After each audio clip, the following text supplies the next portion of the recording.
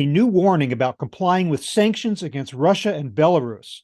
Ashley Craig is co-chair of the International Trade Group of Venable LLP.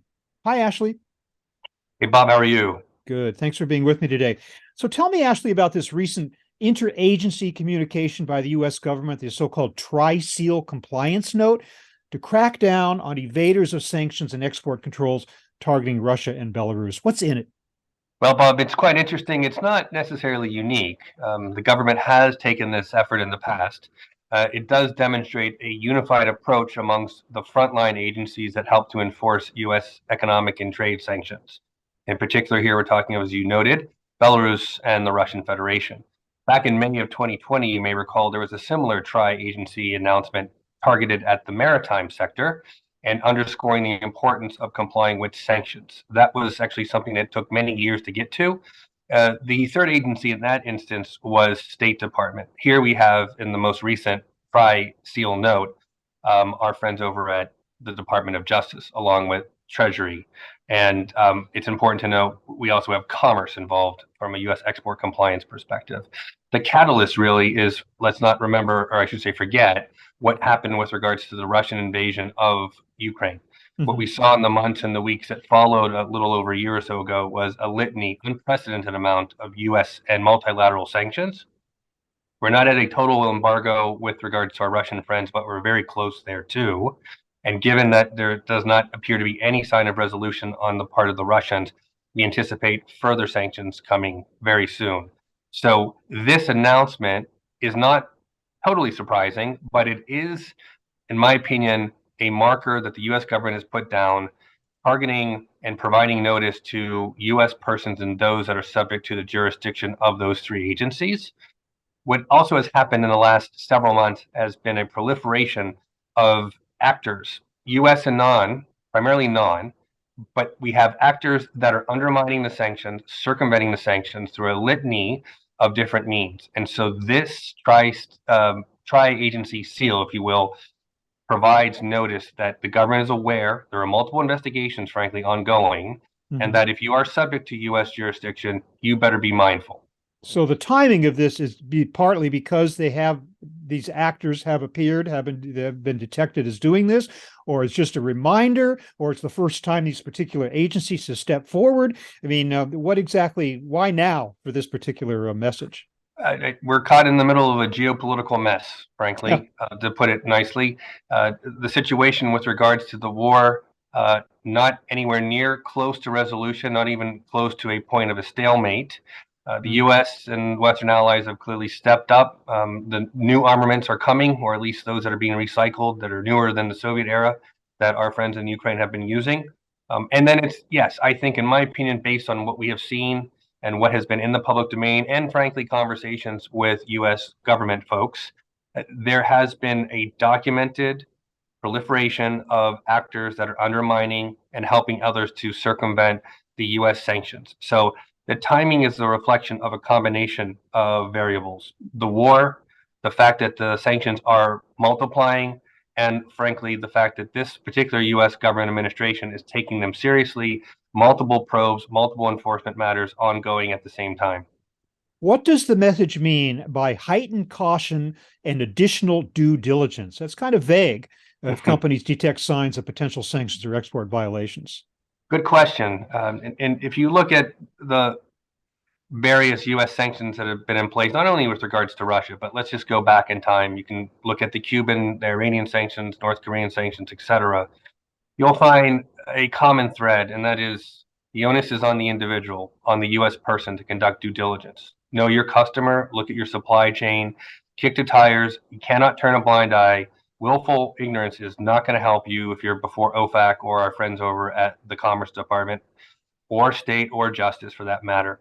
So what this says is it's tough. We get it. But this is the landscape in which we find ourselves in.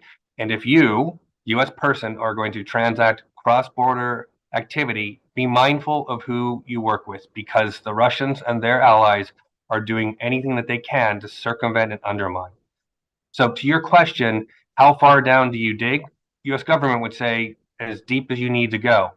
being practical, there has to be some sort of line of delineation. And what we tell our clients is be reasonable.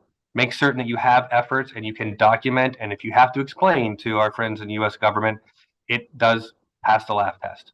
Mm-hmm. What are the penalties for non-compliance or violations? Well, so the tri-agency note here does not talk about penalties per se.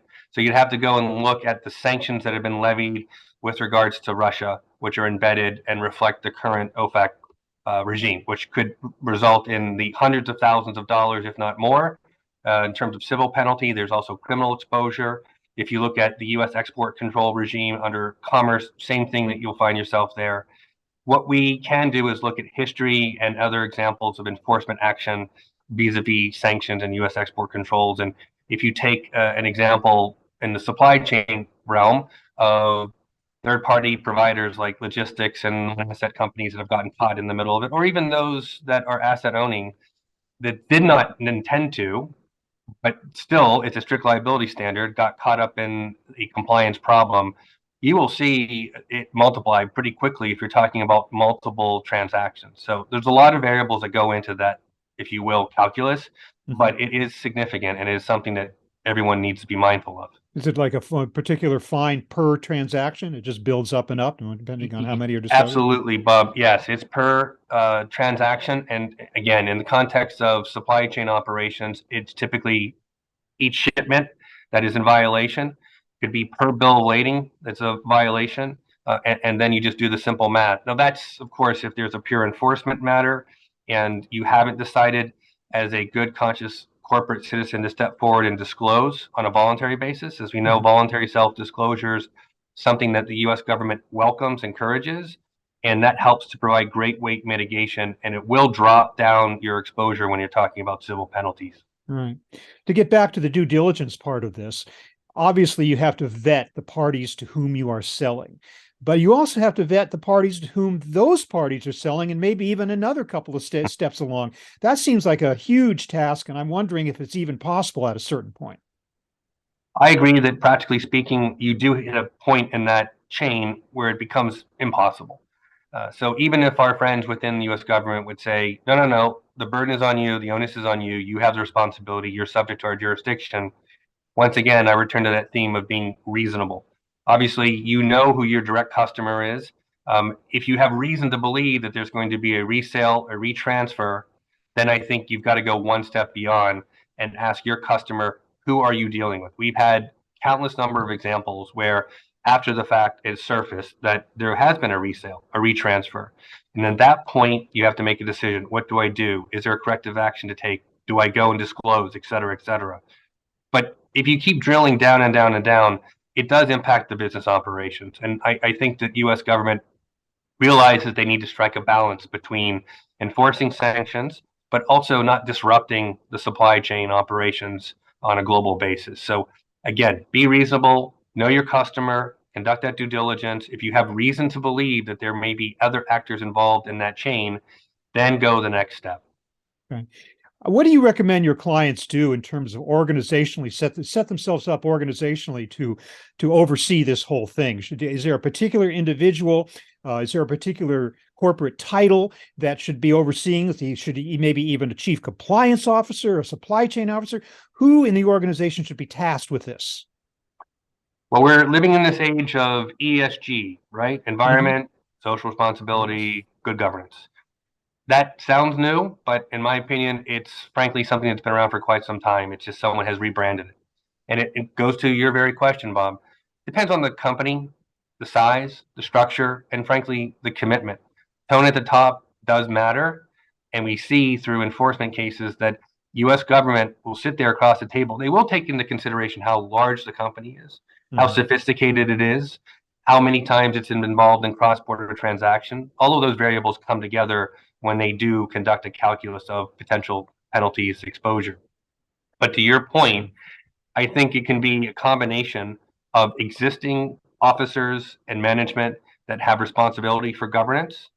If it's a larger organization, then I would stress you should carve out, especially if you are involved in multilateral transactions, cross-border concerns, you need to have a dedicated silo. It might not be 50 people, it might not be more than a couple that have multiple different areas of responsibility outside of trade compliance.